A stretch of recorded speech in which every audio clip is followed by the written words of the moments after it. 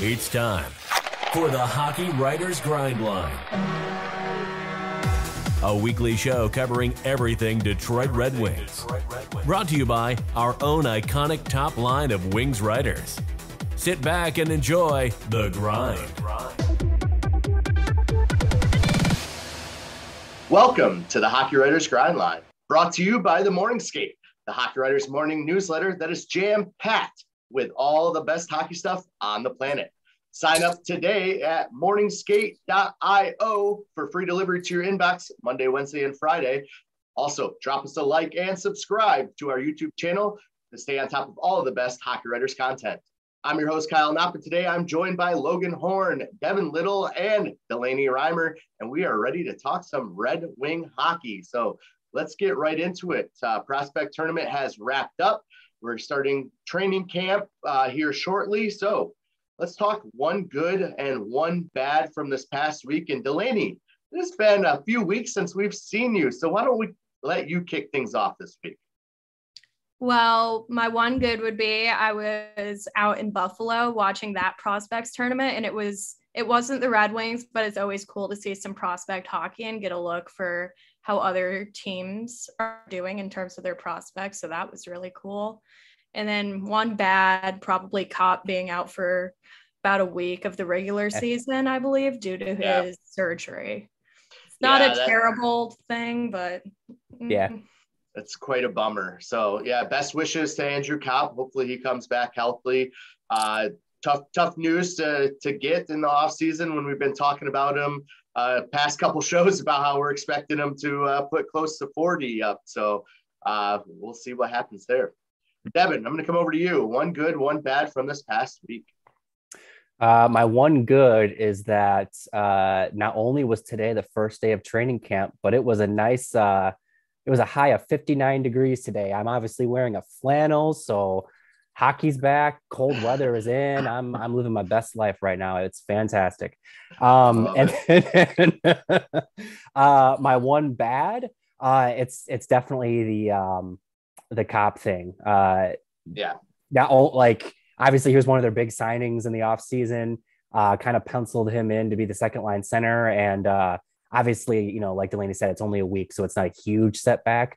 But we won't even see what the full lineup looks like until week 2 of the season. That's a little bit of a bummer. Yes. Yeah, It is. You always kind of look forward to the training camp to see the potential lineups for the for the season, to see what can be. And then, opening night, we have something to speculate. All right, who's going to play together? Well, now we got to wait a whole nother week or two before we even get the full lineup. So you're absolutely right. Logan. Oh, sorry. Before I jump over to Logan, Devin, you're living your best life. You say you must have a fridge full of black cherry burners then? You know it, buddy. You know it. Just want to make sure it is absolutely the best life. So, all right, Logan, coming over to you. Dr. Pepper in there too. Oh, good. Yeah, of course. Right, yeah. Don't upset our sponsors, Devin. Logan, over to you. One good, one bad from the past week. For my good, it was just a really funny, petty contract signing. Nathan McKinnon signed a new extension in Colorado. I don't know what he was being most petty about, having the largest contract ever, just barely making more than Connor McDavid, or exactly doubling his previous salary. He did all of those things. And he seemed pretty upset that people kept talking about how he's the most underpaid player. And so he's like, well, how about I double it? He deserves it, at least for the next 6-7 years. He's going to be excellent. So that's my good. My bad is also contract related. And that is that the Dallas Stars, we were joking before the show about how bad their jerseys are. So we'll just pile on here. They have not signed Jason Robertson. Yeah. In my opinion, their second best player, probably behind Miro Heiskanen, maybe their best player. Just his second year last year, he scored 79 points, 41 goals. That's a really good player. And their owner came out publicly and was like, these young kids want too much money. So that's not a great sign. I'd pay him $8 to $9 million for a long term right now. I'd do it in a heartbeat. I don't know what they're doing there. Maybe he's asking for 10 million. I have no idea, but maybe then too. I definitely think of that. Um, anyway, that's my bad. I don't know what they're doing. They started training camp today on Thursday, and he's not there. So yeah, that's a pretty crazy non-signing that's happened over the offseason. I thought he was going to get scooped up real fast. And now that here we are, first day of training camp as we're recording, and he's still on the sidelines. Like, that's not good for Dallas. It's funny you mentioned the Colorado Avalanche and the Nathan MacKinnon signing, because Matt and I were talking with Jim Parsons recording the Edmonton Oilers preview show, and we were talking about that contract and how, like, 3 years, if the cap goes up to $100 million and McDavid signs for 20%, the max, that's $20 million. He's still about double what McKinnon will be again. So that contract could look pretty small actually in like 2 or 3 years before it's even halfway done. So just kind of a funny, way with numbers that we have going on. All right, my good is obviously Detroit playing really well at the prospect tournament. I thought the goaltending, especially Jan Bednar and Sebastian Cossa, looked really good, which was promising because those were big question marks heading into that tournament. And then my bad is just kind of the social media explosion around Cross Hannes this past week. If you didn't see that, there's just some old tweets that came about that paint Cross in a fairly negative light. So I'll just leave it at that. That's kind of my bad. And that's not anything that we want to talk about today because we want to talk about hockey. So let's move on. Training camp has begun. So Logan, I'm going to start with you. What storyline are you tracking the most during this training camp / preseason? I think it's just because, we like to talk too much about someone who's not going to play for the Red Wings for years, but Sebastian Cossa is a big person I'm going to be watching, a big person, and also a big storyline I'm going to be watching. Because I'm a conspiracy theorist at heart, and he's wearing new pads and a new helmet. So for one, let me say he's wearing white and red pads. Always had blue on them, playing for the Oil Kings in the WHL. He could still just wear white and red there, no problem. Could just be preparing himself for next year, potentially in the AHL as a backup or something. But also he's wearing a cat eye cage on his helmet, which is illegal in Canada. So he can't use that helmet in Edmonton. Doesn't mean he's not going to just wear a different helmet, but who knows? Maybe he's joining the organization somewhere and he'll play some games in Grand Rapids, maybe. Who knows? He looked really good. He's looking okay in training camp. So, anything can happen. That's just what I'm watching. I'm excited to see what happens there. All that's right. Called, that's called dressing for the part. Yes. Yeah. Right. Dress for the job you want. Job you want. Absolutely. Yep. Yeah. All right. I was going to say, add Logan to the FBI watch list on conspiracy theorists over there. But, you might have a point. It's a job interview and he's dressing for that part. So there you go. I love that attention to detail there, Logan. All right, Delaney, over to you. What are your storylines that you're tracking during this training camp and preseason? No longer off season. Well, I get that word out of my vocabulary. Yeah, so I bet you can guess exactly what I'm going to say here. Elmer Soderblom. Yeah. Big Elm. Not to sound like a broken record, I talk about it every single time I'm on here, but there's always something to watch. I have never in my life seen someone that tall stick handle and puck handle the way that he does. That video that was tweeted earlier today. Yeah. Absolutely insane. And then my slight addition to the Sebastian Cossa conspiracy theory corner. What if he ends up in Toledo and floating between Toledo and Grand Rapids? That's my hunch. Because I love it. Yeah. Totally Toledo goalies, they often have red pads if they're floating between the two. So that might not be a bad place for him to start this year, actually. I don't think so. That's a good call. All right. Well, I get to watch him because I'm right here. So that's true. Oh, Delaney trying to rope in Sebastian Cossa. I love it. All right, Devin, we'll end with you on this segment. What are your storylines that you are tracking during this training camp and preseason? I think Delaney is just trying to manifest him playing close to her. I think that's what's going on there. And I support it. I support it, absolutely. What storyline am I tracking? I mean, I think it's kind of, the encompassing of what Logan and Delaney said. The prospects, I want to see how the young kids look. I want to see Edmondson pushing hard for that roster spot. It looked like he was taking line rushes with Gus Lindstrom today. Mind you, it's only day one of camp, so long way to go. But that is who we were talking about over the last couple of weeks, him playing with. So that's a roster spot right now. It's his to lose. Mm-hmm. And then even Berggren, you want to see him push. Uphill battle. We've talked about that before, but you want to see him make as best a case as he can for himself. And then others, Kosa, Sabrango, Johansson, Soderblom, all of them. They all have something to prove. Obviously not all of them are going to be in Detroit. Most of them aren't, in fact. But the better they look in training camp and in preseason, the more excited you got to be about the Griffins, the Walleye, and just the overall state of the rebuild. So yeah, the young kids, go figure. Yep, absolutely. And to add to that, for the storyline I'm kind of watching are those younger kids with the NHL experience that are coming back. Verana's going to have his first healthy, knock on wood, anywhere. I don't know where I have any around here. Yeah, maybe this chair. He's going to have his first healthy training camp with the Red Wings. I want to see how Raymond's going to come back. Last year, he had a huge training camp. He played with a chip on his shoulder and made the team out of it. Is he going to come in a little lackadaisical this year, thinking he's got that spot wrapped up? Which, we all hope he does. We think he does. But if he doesn't come in after having worked off of what he put together last season, that could be something to keep your eye on.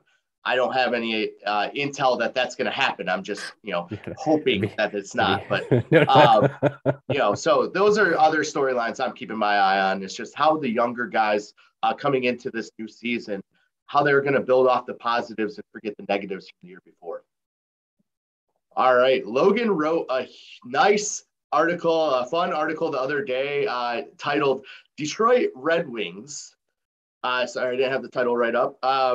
Detroit Red Wings, 5 fun line combinations for the preseason. And this was a fun article. I really enjoyed reading it.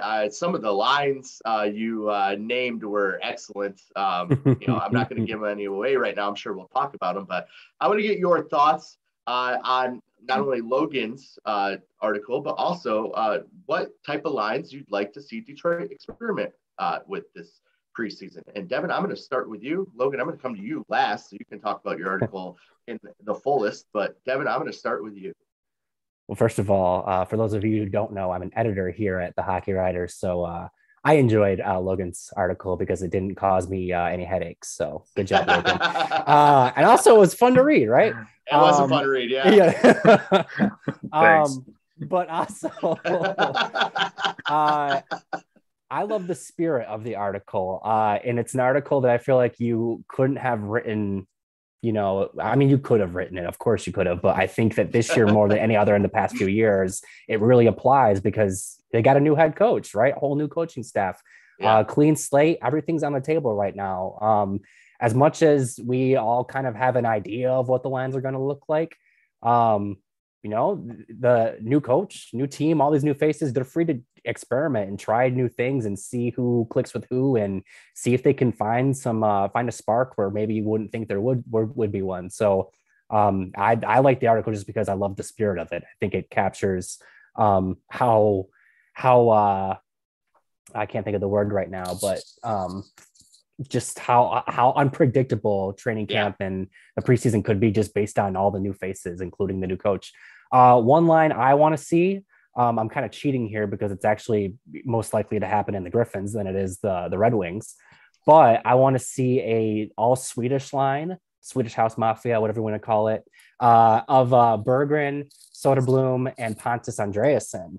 I think that has all the makings of a real top-notch, highly skilled top line, especially down there in the AHL.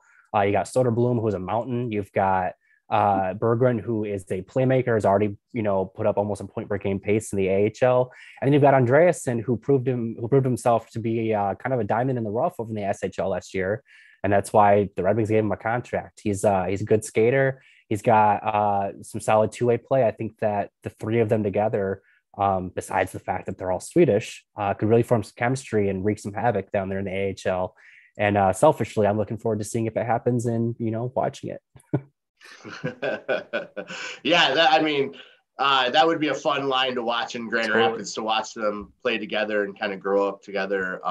But holy cow, would so one addition to that line that Logan talks about is adding Raymond instead of Albertson, and calls it the gel line, which I love because you just, if those three can gel together, then that's going to be an exciting line for the future.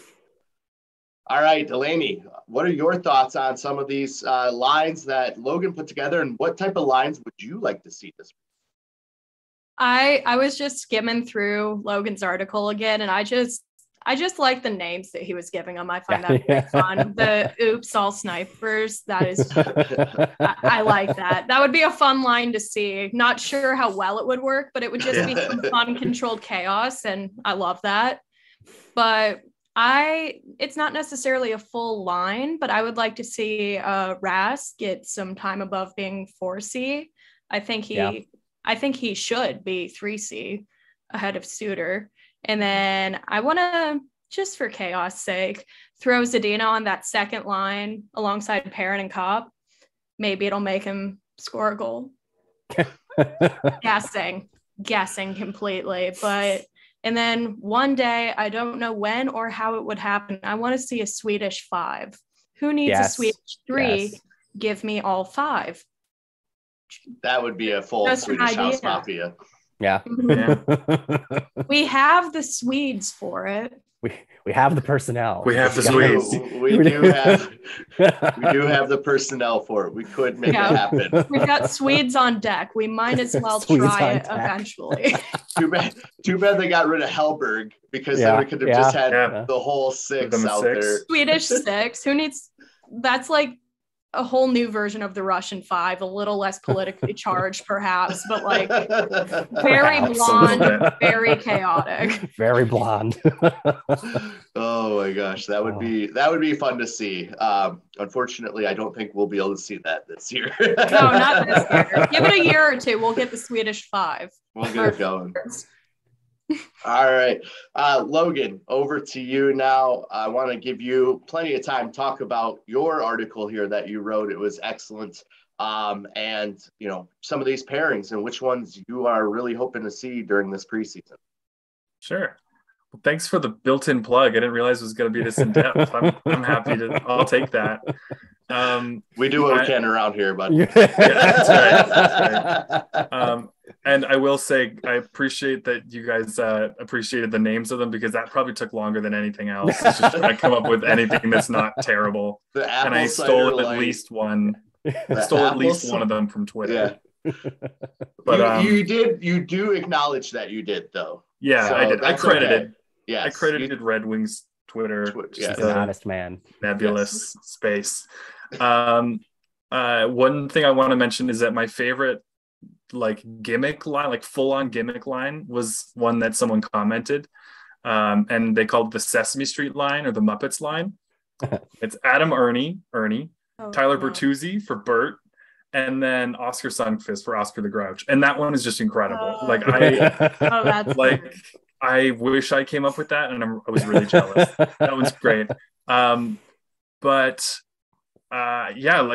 Like you said, Kyle, it's just, there's so much freedom for the coaching staff to just try things, try new setups. There's all these established lines we have in our minds, but these coaches might not see it the exact same way. The one that I'm looking forward to the most is now, because of Kopp's injury, he's not going to be out for long, but he'll be out for the preseason and maybe some regular season games. I'm curious to see who makes it up to the 2C. Is it going to be Suter, just because that's where he fit in last year and they'll just be like, this is the easy answer?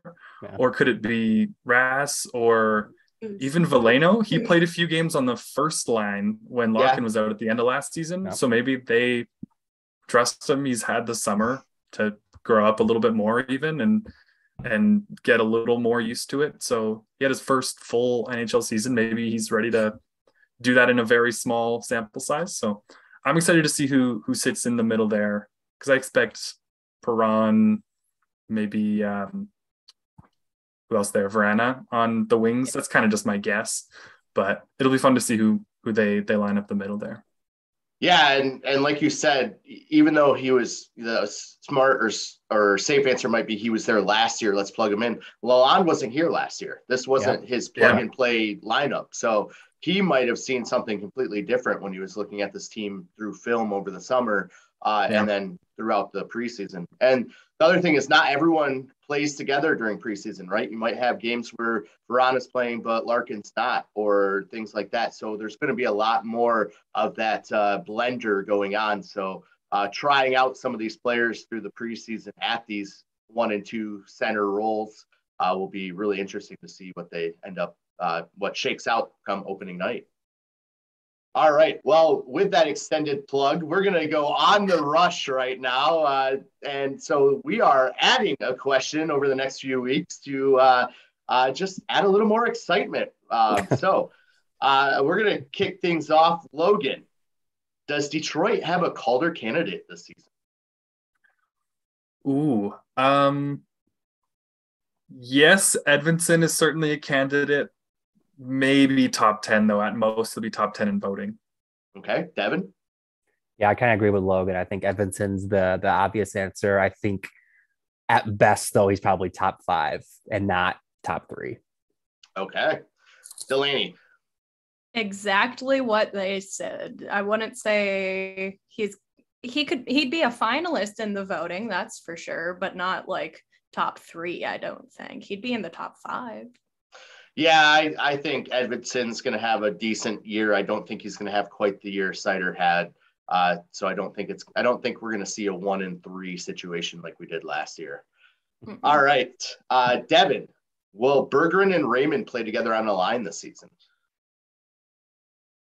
My answer to that is I would love to see it. So fingers crossed. Delaney.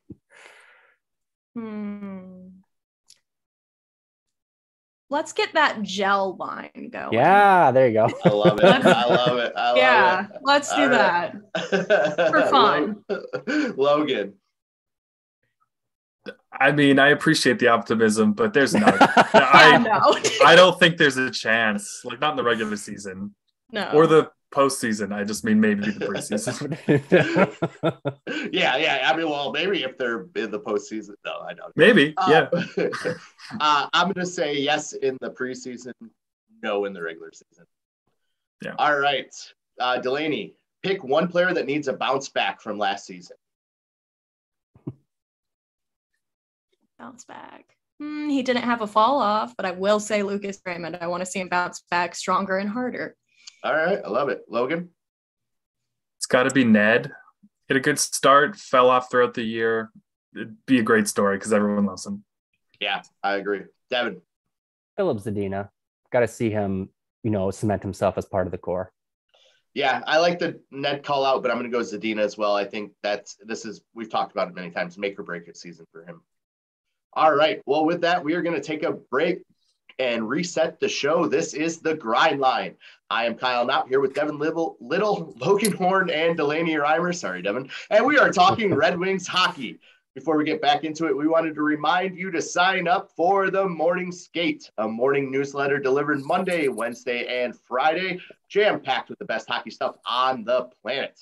It's a daily dose of the latest NHL news, rumors, history, funnies, quizzes, and more. Just a little hockey fun and information delivered to you for free from the hockey writers. Sign up today at morningskate.io.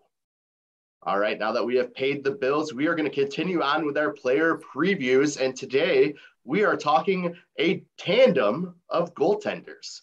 So I'm going to start with, let's go Devin this time. Ned and Nedeljkovic and Ville Husso are solid 1A, 1B for Detroit coming into the season. What are you looking for out of both of these goaltenders? Well, I think both of them at this point, and even like from the moment the trade happened, know the situation. They know they're going to be a tandem. They know they're both going to get the net. They know that, the coaching staff's probably going to ride the hot hand when that happens. And it's going to be an ebb and flow type of thing. I fully expect to see them. I expect them to see them have a very similar number of starts. I think one will have more than other, but it'll be within a margin of like 5. Like it's going to be close. Mm-hmm. And I expect to see them push each other. I want to see them both play really good goaltending, give really good goaltending this season. Talking about when Logan said Ned needs a bounce back, he did look really, really good in the first 2 months of the season. And then somewhere along the way, he just kind of lost his way and he never really got it back. And that, going back to even when he was with the Hurricanes, like we've seen Ned be a really good goalie. It's not I don't think it's smoke and mirrors at this point. He has that in him. He's just got to refine it and, do it on a consistent basis. And I think having someone like Husso there to push him and kind of keep him accountable will get him there. And then on the other end of the tandem, Husso, he doesn't have Jordan Binnington in front of him, and all the obstacles that creates. And so it's kind of more of I think it's more of a fair competition than he had in St. Louis, where I think, Binnington was the big money goalie. He's their starter. Like it would have taken Husso to be, he needed to have a really strong player front to be that goalie, and he didn't have it. And I think now he has a real opportunity to be the guy in Detroit. And I think he needs to recognize that and seize it. But Ned's not going to let him take the 1A spot easily. And I expect to see it, like I said, be an ebb and flow thing throughout the season. With both of them getting similar amount of starts, roughly half the season, I think they should both shoot for 20 wins each. If they both get 20 wins, that means the Ravens got 40 wins on the season. And that's kind of what you're shooting for, right? Obviously, you'd love to see more on an individual basis, but I think bare minimum, you want to see both of them get 20 wins and post even just average goaltending numbers. Like they don't need to be spectacular, but average would be a improvement on last season. So just consistency and average goaltending. That's what I want to see out of both of them. Average goaltending would be a blessing. That's there's some issues with your team if that's what you're praying for, right? Yeah. I'm just kidding. There's no issues. None. None at all. Delaney, I want to ask you the same question. We got a solid 1A, 1B in Detroit this season. What are you looking forward out of Ned and Husso for the Wings this season? So going off of that wishing for average goaltending, I feel like to wish for average goaltending, you got to wish for slightly above average defense. And I think we might have that. Yes. This year. So more so than last year for sure. Oh yeah. Yeah. So I'm curious to see how both of them will play with a stronger defensive line in front of him, especially Ned, because he was kind of hung out to dry a lot of the time last season. And I think that played a huge role in his inconsistency. Well, it's him, and you can't just expect a goaltender to make up for a piece of tissue paper trying to stop pucks from coming at the goaltender, because that's kind of what was going on, I'll be frank. But just finding that consistent positive rhythm and then being able to feel the ebbs and flows between the two of them. Devin. Your metaphors are scathing. Devin is losing it on the fact that you called Danny DeKaiser a piece of tissue paper. She didn't say his name. Oh, I'm sorry. Did I just pick the player for her? Okay, so you got my point. But yeah, no, just hopefully the two of them can feel the ebbs and the flows and then notice where to pick up if one of them's having an off game and they have to toss the other one in. You want a tandem to be able to work together and balance each other out. And I think that from what I've heard from both of them in interviews and whatnot, it sounds like they both want to try to do that the best that they can. Neither of them is like, oh, I need that starting spot. I need this. And they want what's best for the team. And they realize that that's a tandem that can work with each other while doing the best for themselves. So I'm looking a lot for that, but average is good. We are rooting for average. I like the average goaltending means above average defense, because If we get average goaltending, if the Red Wings get average goaltending, that means they're getting above average defense, which is more than I'd say last year. So no more double-digit games. Yes, yeah. That I would anything agree with that. over a 7, cut it. No. Hey, just like my golf card, anything over a 7 doesn't get written down. So you're absolutely right. Mercy rule and putt. That one's free. Listen. You hit like 10 and it's a 7. Just they can score a touchdown if they add a field goal. Yeah. No. No more touchdowns. We're sending the Lions in for that after that. All right. Logan, over to you. What are your expectations for Ned and Husso, and what do they need to do in your eyes this season? Cool. Okay. First, I just on the DeKaiser thing, I just want to just pour one out for producer Matt, because I saw that at the Canucks training camp day 1, DeKaiser was skating on the second pair. So anyway, I'm gonna move on from that. He's the second best left-handed guy behind Quinn Hughes. Correct. He's probably like their 5th best left-handed guy, but he's there for some reason. Anyway, and that's not even that hard of a critique. They have some good left-handed players. Anyway, these goalies, after day 1 of training camp, Derek Lalonde was asked about the tandem and about his expectations for the guys and stuff like that. And he just talked about wanting healthy competition.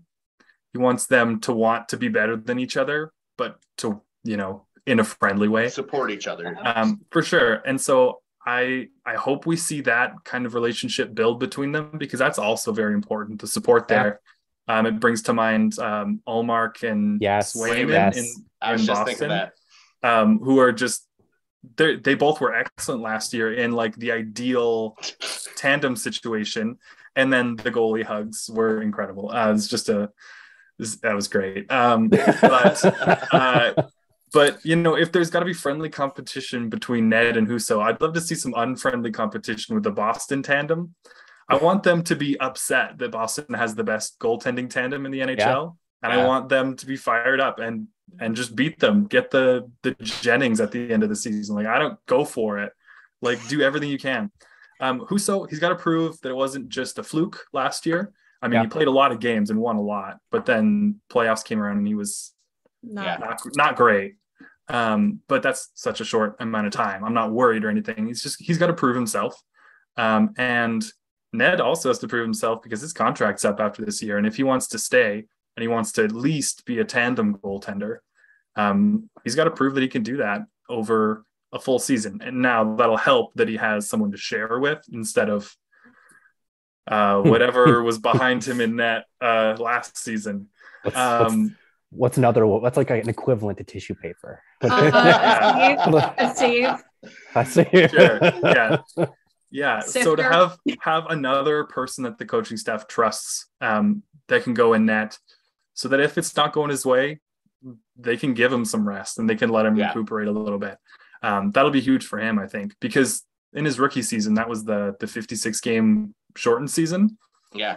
So for him to go from that as like a breakout player to full-time starter was a lot. So bring down the load a little bit. I just want them to connect, and I want Ned to be extended and just have this great tandem until they can usher Kosa in as the starter in 3-4 years or something. That's just my dream. I think the concrete benchmarks that Devin set were pretty good, like relatively close in starts, close to 20 wins would be great. Average statistics, league average statistics are a really positive thing when you have Sider on defense and Larkin and Raymond on your team. Like, that can work really well still. So I don't know, take what you will from all that mess. Go ahead, Delaney. I was just gonna say, I believe Devin kind of called Jordan Binnington an obstacle, and I do appreciate that. That is a good way to describe that. But moment of silence for the St. Louis Blues in that goaltending tandem. Bless their hearts. They lost Husso and Lindgren this season, so it'll be interesting to see. And they got our homeboy Thomas Greiss. And if he's got to be if he's taken on as many games as Husso did last year, St. Louis is in trouble. My 2 cents on this for what it's worth, and you all touched on it, but the consistency, if they're going to be a true tandem and be playing every other night, hockey players are creatures of habit and goaltenders even more. And if they can't get into their daily habit, knowing that they're starting, most games and they have to pace it for every other game, right? They have to be in a good mental space and they have to be in a good, get ready, be ready to go in and play at any time. Like you said, Logan, if one of them gets, or Delaney, I believe it was you, if one of them gets chased, the other one has to come in and calm the game down. So it's going to be consistency is going to be a huge thing throughout the season. Their mental toughness. And then, like Logan said, I'd love to see them get that goalie love going on. That's the best part. That's the best part about goaltenders in hockey is, they're their own breed and man, did they support each other like none other. All right, let's move on. We're going to move over to Dominik Kubalik. And talking about Kubalik, he was a 30-goal scorer just 3 seasons ago. So does he have what it takes to get back to that level? And Delaney, I'm going to start with you. What does a successful season look like for Dominik Kubalik? Oh, boy. Great. I get to start. Dominik. Okay, so just based on what I've seen from him, I don't have a ton to say regarding if he has what it takes to get back to that level, but just my gut feeling is I believe he had a 17-goal season last year and then a 15-goal the year prior coming off of his 30. So he's going back up. So I want to guess 25 would be a successful season for him. Anything over 20 I'd count as success because just chopping your goal scoring in half your second year, that is a sophomore slump if I've ever seen one potentially. So he scored a couple more last year, but whole new team. He's not going to be with the players he was with last year. So hopefully he'll have a bit more guidance to be able to get back up to that 30 goals. But just because it's all new people he's playing around and he's still young and still new, that's why I'm saying 25. Just over 20 would be good to me. That's my guess on it. I think anything over 20 would be good for Kubalik. So 25 would be, I think, even a little extra bonus that we may not expect. Devin, I'm going to come over to you next. Kubalik was a 30-goal scorer 3 seasons ago. Can he get back to that level? And if not, what does success look like for him this season? Yeah, it's sort of a thing where you have to recognize what the situation he's in, because all signs right now point to him kind of being on the third line. And you don't usually get 30-goal scorers on the third line. It does happen, but you're talking about like Phil Kessel in his Pittsburgh days. Like that's when that happens. So Kubalik's just not going to be in a spot where he's, kind of set up to do that. Yeah. Now, that being said, he can certainly make his way up the lineup. All he's got to do is, just play well.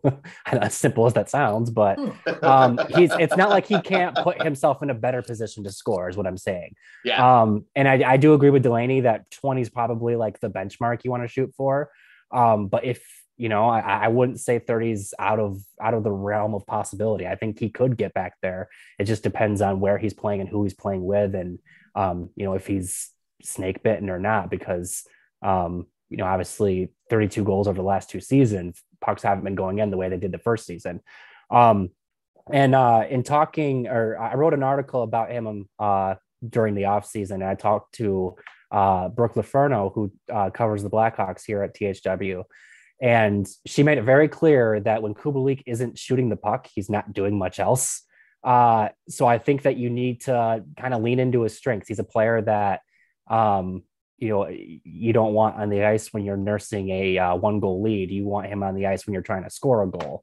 And so you just got to put him in a position to succeed. That's really all there is to it. I don't think they need to ask him to be much more than just a guy who provides depth scoring. Obviously, would you love to see more? Of course you would. But like I said, I don't think you need to set crazy benchmarks for him. I think as long as you get 20 goals and he's a consistent threat, probably on like the second power play unit and in a depth role in the middle six, I think that you can feel real good about having him at least for another year, because that's what he signed for, an additional year on this. So just depth scoring and just being a consistent threat. That's all you really need to see out of him this season. Yeah, I agree with that. And, one thing about Kubalik is while his goal totals have been going down, his assist totals have been going up or staying pretty similar. So his point totals are not too far off. I mean, obviously, his rookie year, he had a huge breakthrough into the season or into the league. But, he doesn't score a whole lot on the power play right now, or he didn't. He scored most of his points at even strength. So getting him some second power play time will get his opportunities for goals up closer to that 25 range, like Delaney said. All right, Logan, coming over to you last to ask about Dominik Kubalik. Does he have what it takes to get back to 30 goals, or what will a successful season look like if he doesn't hit that 30 goal mark? On the question of does he have what it takes, I'm going to say no, because he doesn't have Patrick Kane on the first line with him and on the first power play unit. That's not nothing. Like I don't know if you guys heard about this guy, Patrick Kane. He's got a lot of assists in the last 15 years, whatever. Look him up. Hugh Suter can attest to that. Yeah, he's like hat trick in his first game or something, and everyone's like, "This guy's the next thing," and then he's on the Red Wings third line. I mean, he has the skill. Obviously, you don't score 30 goals by accident. There's jokes of like you can put like a mop and bucket out there with McDavid and it'll score 25 goals, but then you put Ty Ratty out there and he scores like 8. So, you do have to be able to score goals to score goals. Yeah. So he has what it takes if he somehow just was electric at training camp and maybe he steals Bertuzzi's spot on the first line so that they have like a really solid second line with Bertuzzi down there. And they just have him there as a pure sniper next to Larkin and Raymond. That's the only way I could see him getting 30 goals. I like you guys were saying, I think he ends up on probably the third line. And so successful season is just giving them a third line that can score goals. Yeah. He'll get time with at least one other good forward, like maybe Zadina, maybe Perron at some point, maybe Vrana. Like those are great players too. So if he can get 20 goals, that's great. 30, 35 points total. That'd be really solid for a third liner. That kind of depth hasn't really been much of a thing in Detroit for a while. So that's all they need from him, really. Yeah, I mean, I think even like 15 goals, 25 assists, and 35, 40 points wouldn't be too bad. Either on if he's playing a legit third line role the whole season.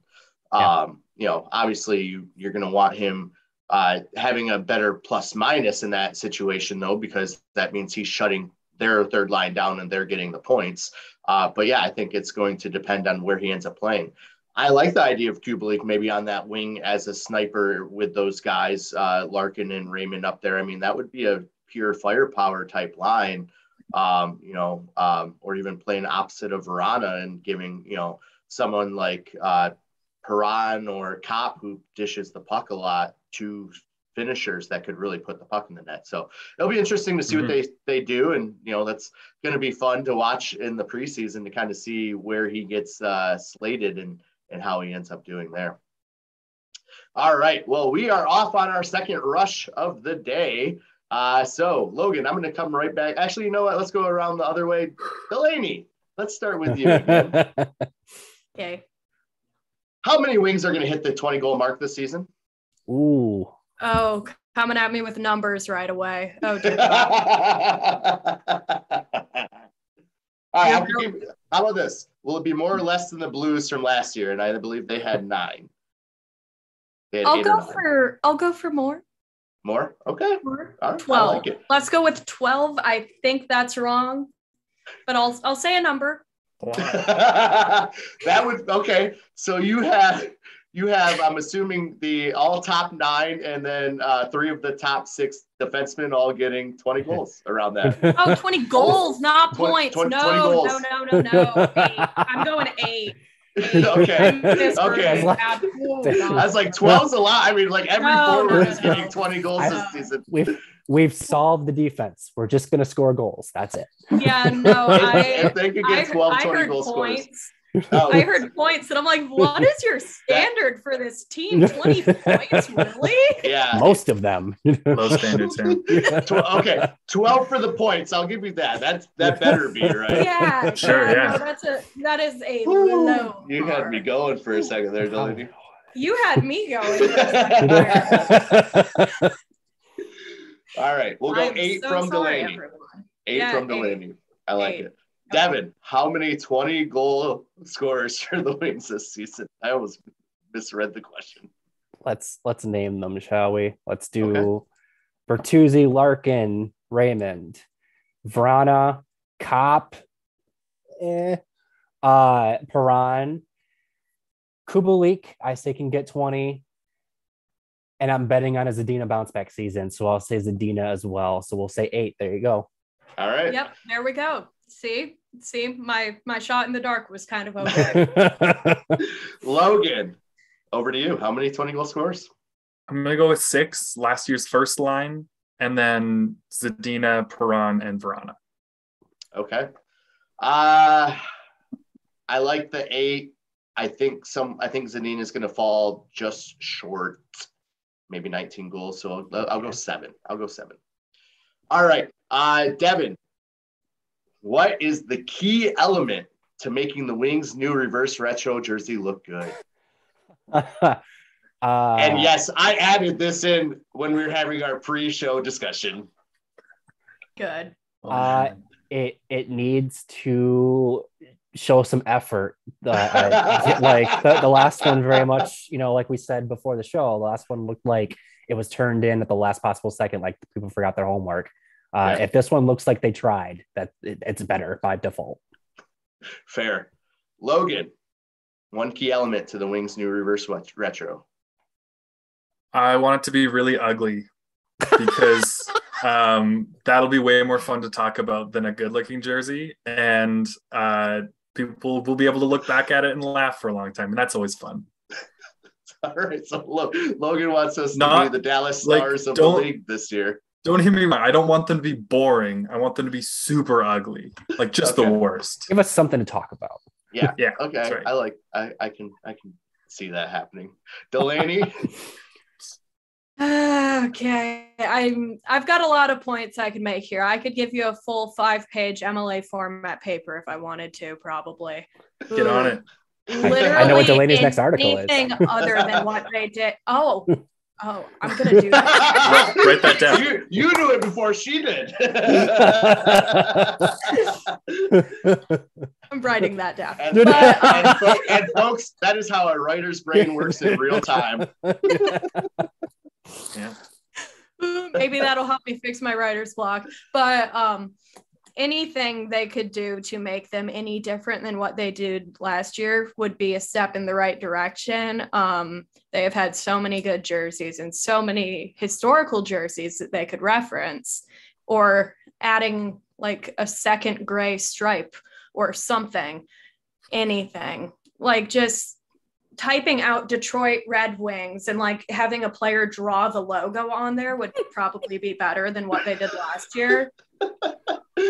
And I think that'll get something to talk about. Yeah, that's right.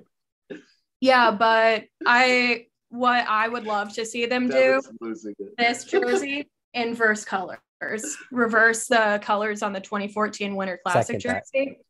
Yeah, beautiful. That actually would be easy, and it would be something different. Absolutely. It's reversed.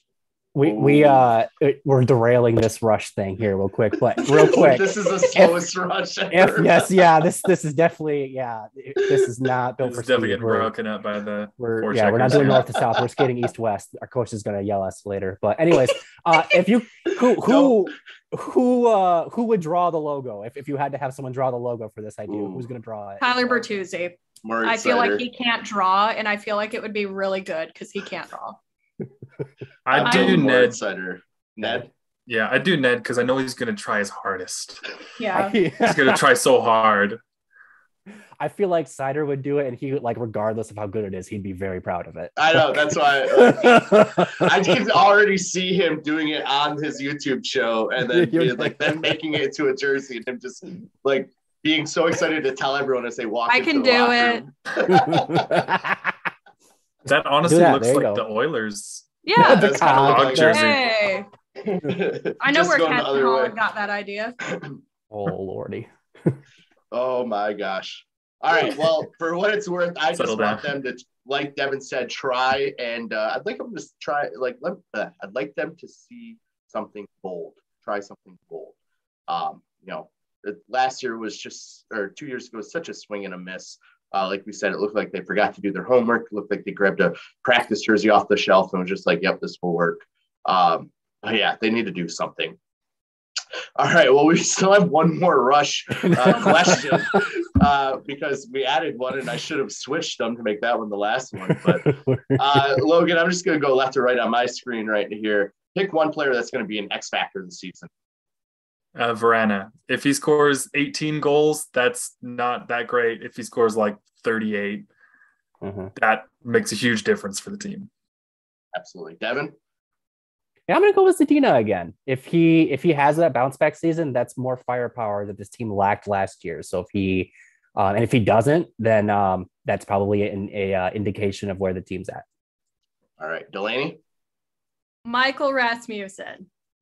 That's a good one. Saw that coming. I'm gonna go with Ned. I think if he ends up playing to the level that a lot of people think, he's not only gonna push the team forward, he's gonna push Husso forward.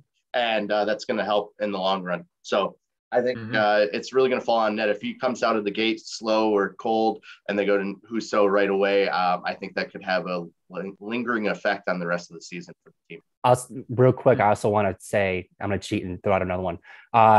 Cider, can he, like, how much better can he be based on last year? Absolutely. Completely agree. All right. Well, if we haven't convinced you with our first two plugs, please sign up for the Morning Skate, the morning hockey newsletter delivered to your inbox Monday, Wednesday, and Friday. With training camps kicking off today as we record, the Morning Skate is the perfect way to start your day. That's it for this edition of The Grind Line. From all of us here at the Hockey Writers and our team here on The Grind, we will see you next week.